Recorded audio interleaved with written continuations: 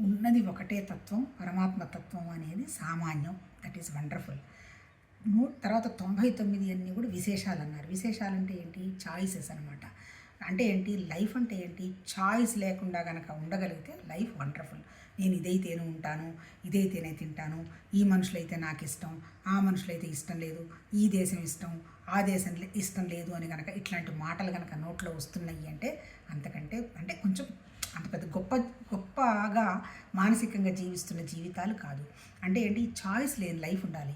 అందుకే జిడ్డు కృష్ణమూర్తి గారు కూడా చెప్పారు, చాయిస్లెస్ ఆబ్జెక్ట్ అని చెప్పారు. చాయిస్లెస్ ఆబ్జెక్ట్ అంటే ఏంటి? ఈవెన్ భగవతత్వం కూడా భగవంతుడికి చాయిస్ లేదు, అది ఉండడమే ఉన్నది.